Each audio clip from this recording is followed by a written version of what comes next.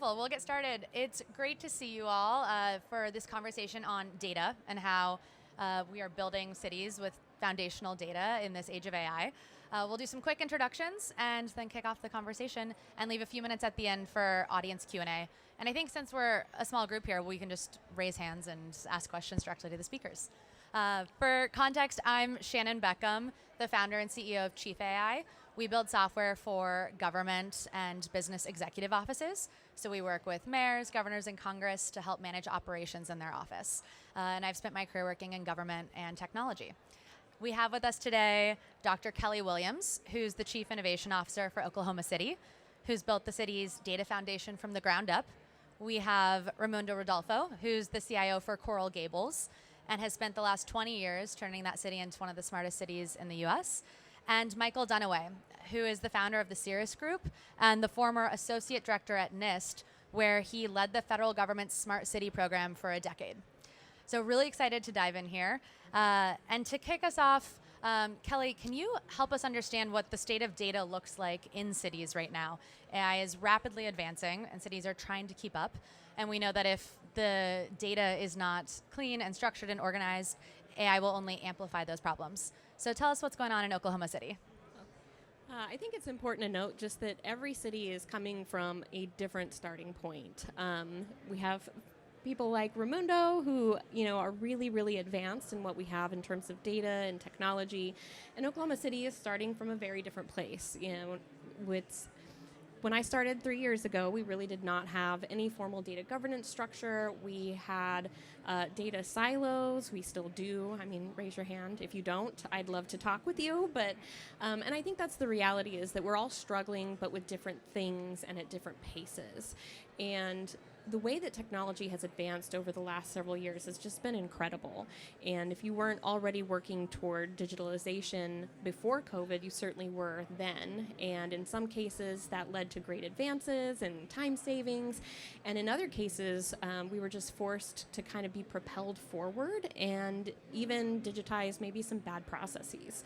So wherever you may be, whatever you're struggling with, you're not alone. But there is a path forward, and learning from our neighbors and our friends in other cities and how to tackle those, I think, is an important part of moving us into what's next. What does the state of your data look like now, 3 years after taking the job? It's getting a little cleaner. But we now have a formal data governance board, and we have data stewards from every single department. Those are those people who are elbow deep in data every day, and we are collectively identifying the structure and the scaffolding for how we're going to, create data standards, so everyone's speaking the same language when we talk about data, what our priorities are, how do we communicate with each other about what data lives where, who needs to have access to it, how we're keeping those things secure. So we've at least got the scaffolding in place, and we're getting things built up one brick at a time. Great. Raimundo, can you talk about what that looks like in Gables? Our journey started with developing the standards and the frameworks that we were going to use for data governance and interoperability. So basically, we're a highly regulated agency. So, everybody has heard about PII and PCI, now CJI, criminal justice data, and PHI, like HIPAA data. So we have to comply with all those frameworks. We have to protect privacy. We have to also protect our stakeholders. But at the same time, we want to make use of that data, for actionable insight. We also have IoT data. So millions of data points coming from thousands of sensors, and we wanted to make sense of all that data. So on that respect, we had to build not only the frameworks and the standards for interoperability and for security, but also we had to develop the APIs that didn't exist. 10 years ago, where are the smart city APIs? Nowhere. So I had to build it. I had to build the interconnectivity between all those different systems and build the data sharing with the county. So we share data between our transit systems, our trolleys and the transit system, and share GIS data and capital improvement data. All those things had to be developed. Working with NIST, with Michael and the team, that helped a lot too, because NIST also is strong on building those frameworks, those foundations of best practices. So we went through all that pain, and then to the point that we started to gain a lot of insight from data that we can use, that we can trust, that data is cleaner. No data, I would say, is cleaner 100%, so you have a lot of still human errors on data. But data is getting cleaner, and the frameworks themselves are making sure that the data stays like that. Because when you build best practices in the way how systems connect and share data, and you have real-time interoperability, you reduce a lot of errors, the error of duplication. So we have been able to do that with millions of data points from traffic, from public safety data, and we call it urban analytics. And if you want to see it in action, it's in Gables.ai. You will see all those data frameworks in real time.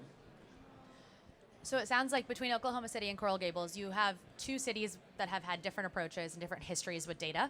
I'm curious, Michael, you've seen this at a national level across every city and municipality across the country.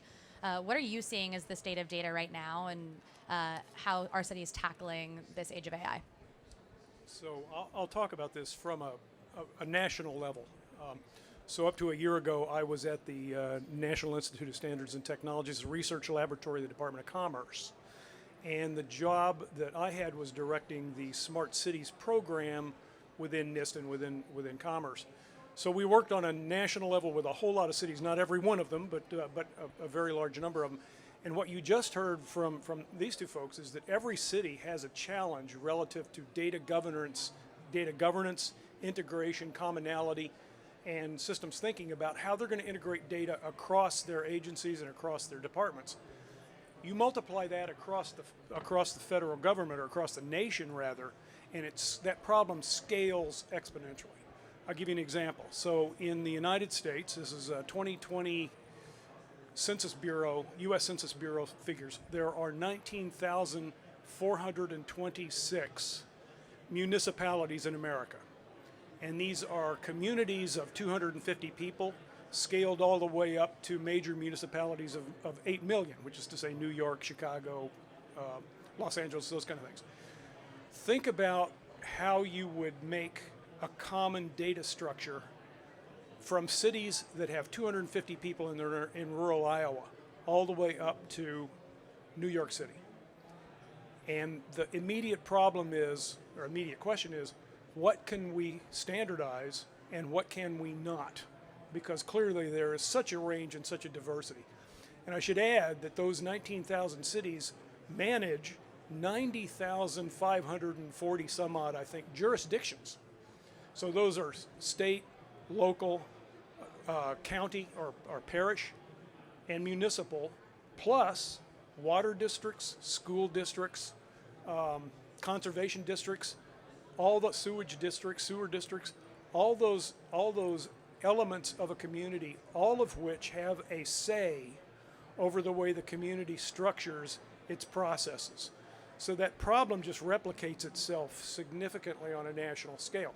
So when I was at NIST, what we were trying to do was develop some methodology, some way of thinking about this kind of standardization that would make the job easier at the local level, particularly for the smaller and mid-sized communities that don't have the resources of a New York or a Los Angeles or Chicago.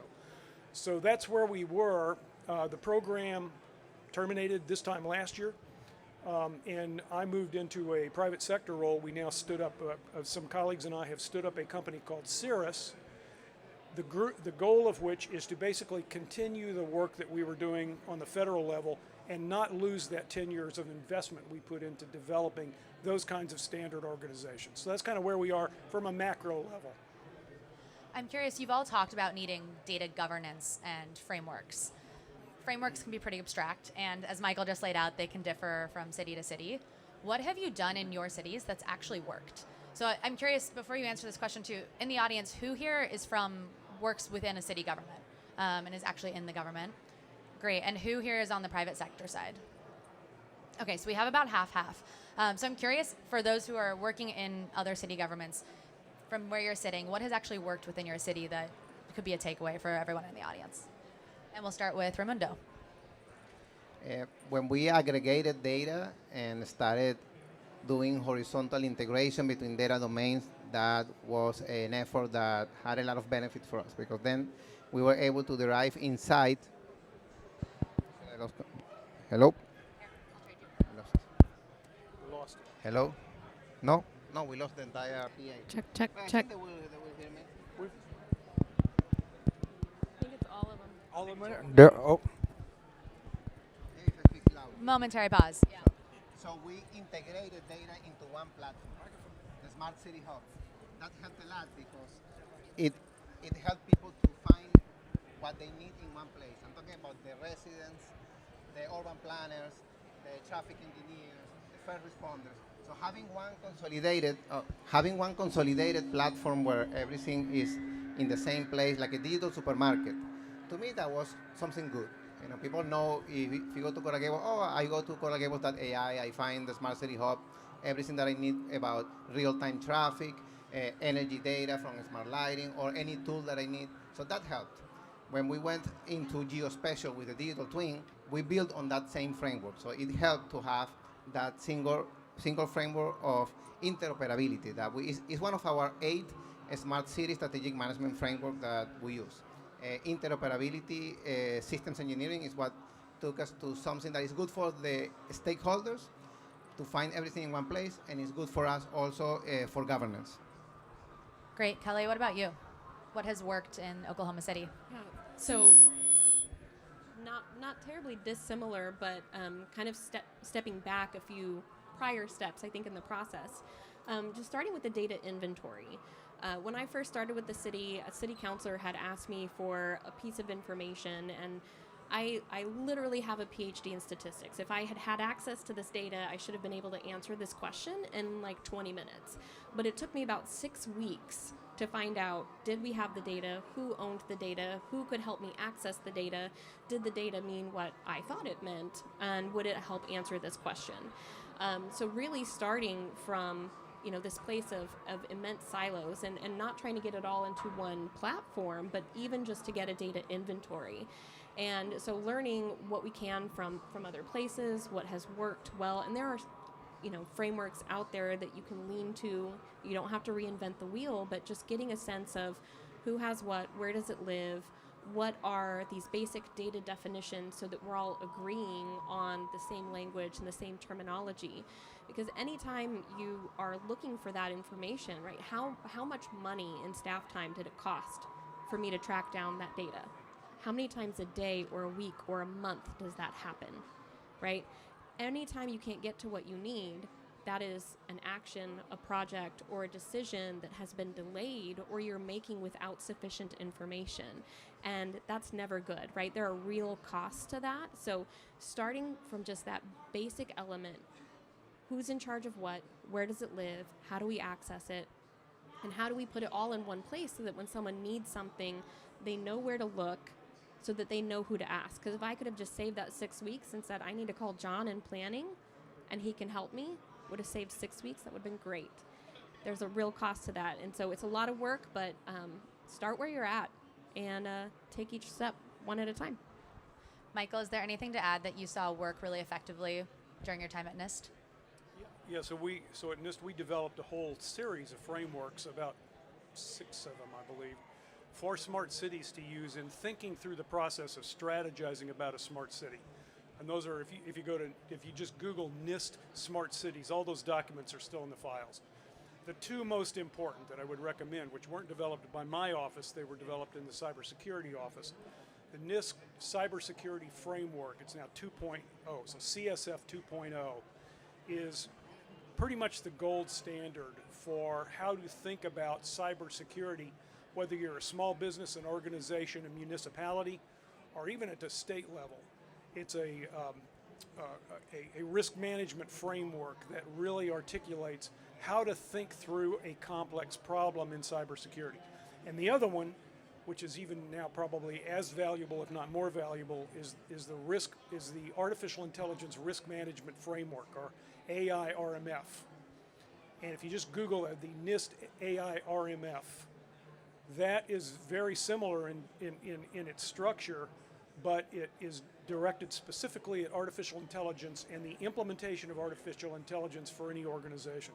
Those 2 documents, I think, are the most important documents that NIST has put out in the areas that we're working in, and they become more or less the gold standard for how to develop processes that address those significant security risks, but also significant systems engineering architectures. Great. So you mentioned artificial intelligence. I think that is the theme of this conference and the last few years. If we even had this conversation a year ago, I think it would be very different. So we've started the conversation talking about just data foundations, but how in the last year has your approach to data and this work changed given the rapid advancement of AI? And maybe you can provide an example or two in your cities. Kelly, do you want to kick us off? Yeah.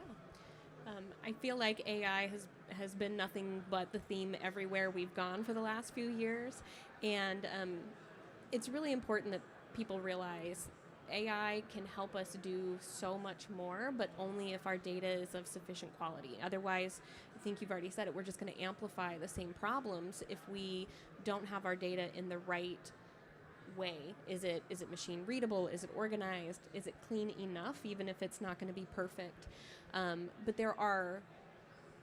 there's just such a huge push out there to get everything into AI, and while AI can help us amplify what we do and expedite what we do, there's so much work that goes into developing and launching each of these solutions. So I almost feel like my part-time job right now is just talking with AI vendors and how they can solve every problem we have. And while that's probably true, if we tried to tackle all of these things all at once, we would never get anywhere. So we're really trying to be thoughtful about where we're going to have the most bang for our buck, the biggest ROI, and instead of letting like the shiny ideas lead where we apply AI, really thinking about where our needs are and where we're ready and poised to take advantage of those opportunities and implementing those first. But the number one thing we've been doing is helping just our staff understand how they can leverage it to expedite their own work. Because while it takes a whole lot of infrastructure and development to launch these really big AI tools that solve large-scale problems, there's not a single person at the city who doesn't wish that they had more time to do more work with. So we've done a lot to upskill our staff using, the Copilot that they already have access to, since we all have Microsoft at Oklahoma City. How can they use it? When is it appropriate to use it? How can they leverage that to gain back some of their own time? So we've spent a lot of time training up staff, showing them use cases, getting them comfortable, because that's how we're going to have the biggest immediate ROI without like a huge lift to scale up and clean our data and get all of this going. Like, let's get this into everyone's hands who can benefit from it and make sure that they're ready to use it for themselves. That upskilling is really important. And I think it's interesting too, Raimundo, you have a team of AI engineers who are working internally. So can you share maybe some concrete examples of how you're implementing AI in your city? So in 2021, our first version of our AI digital assistant was so rudimentary when you compare it with what we have today, which we call ADA 4.0. Now we rebranded it as Coral. So Coral basically is a big step, because when you compare what we did with NLP, natural language, and also with ontology in 2021, it was smart enough to be able to answer questions, in some cases make some inference. But today, really, with Gen AI and those GPT models and large language models and RAG frameworks, our agents really are able to answer more complex questions, and we feed them all the knowledge that we want the citizens to consume or the employees to consume. So our internal agents, for example, we have one that is an expert in procurement. And then you can ask any question about the procurement code. The procurement code is like 1,000 pages like this. So if you want to learn about something specifically, you have to learn or you have to ask an expert in procurement. Now you can ask the AI and they know exactly everything. That saves a lot of time. So for employees, they just go to our intranet, they open Coral internally and they ask a question. Or the building code, or engineering codes and standards for polyworks for any department. So those internal SMEs, AI agents, are saving a lot of time, and it's a good use case. For the external user, for the citizens, now we have Coral that can help people to find data in the Smart City Hub, or they can help people to find about city events, or find how to apply for permits, or actually do actions. Now they can actually create the ticket for you. They can create so they can take actions basically with verbal cues. So those kind of conversational AI now with voice agents, we can, for example, create a service ticket just talking to the kiosk. All those things having a big evolution and having an exponential evolution in the past 4 years. We started with a very rudimentary chatbot in 2021, and you compare it with today, where we have in our own research lab, when we have a combination of our software engineers with students from universities. They are helping us to scale that up now with new use cases. Since that we don't think about maybe one student come up with a new idea, and they are doing it today. Yeah, partnering with students and universities in your community is great. I'm curious, what do you recommend cities do who don't have internal teams of data scientists and engineers? Should they work with vendors? How should they build out these agents like you've done in Coral Gables? I'm a stronger believer in the triple helix model. So government working within academia and with industry. We have always done that. So we have the University of Miami and FIU and Miami-Dade College, and we always team with professors. It's a way to augment our capacity. For a city with little resources, it's the best way to scale. And it's a win-win for everybody. And now we have an incubator that after they do the internship, we help them to get a job. So we help them to connect with a company in Coral Gables that they are looking for talent. So if we call it Gables Tech Tank. So basically, it's a win-win for everybody, for the businesses, for the city, for the residents, of course, and for the students and the universities. Great. Michael, to turn to you at the national scale, the White House last month put out their National AI Legislative Framework. How should cities think about what's coming from the national side of AI versus how they're developing things internally at their local level? So I think the documents at the federal level, and I've worked with a lot of them, written a few of myself, are the first place you go for what the potential resources are that you could lean on. Because a lot of those documents, the most important aspect of a federal document is almost always the bibliography.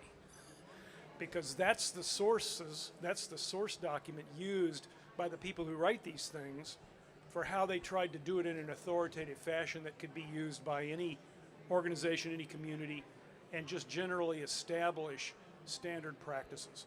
So that's where I would start. But that's where you begin to think through the problem at a large strategic level.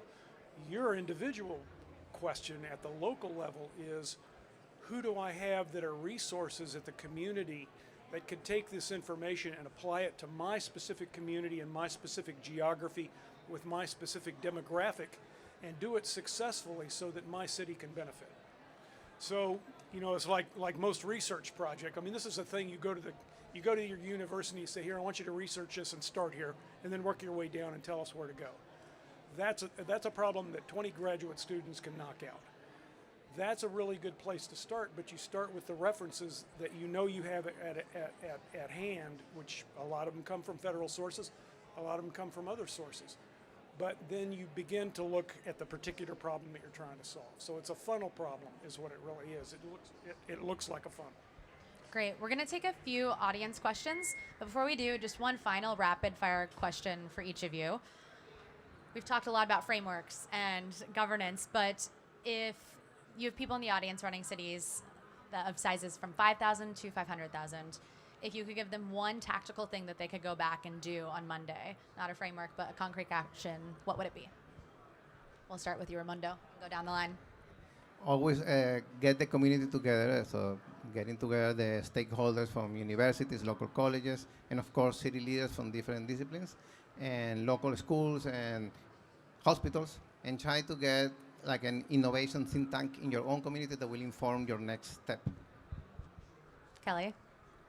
I want you all to test your assumptions about how easy your data is to access and use. And I want you to do that both from the public side and from your staff side. Can you get what you need? Do you know how to use it? And does it actually work the way it should? And Michael? So what I would add to that actually reflects off what Raimundo has said. While we're thinking about solving today's problems, we need to reach out to the younger generation because these problems they're going to be inheriting. We're basically, particularly in the areas that I worked in federal, we're laying foundation. That's all we're doing. The future belongs to people that are 20 years old and younger. So engaging with community colleges, universities, organizations of youth that are in your community, as you're writing the strategy or developing a strategy for your community's involvement in solving these kind of complex problems, include young people to help you think through the issue.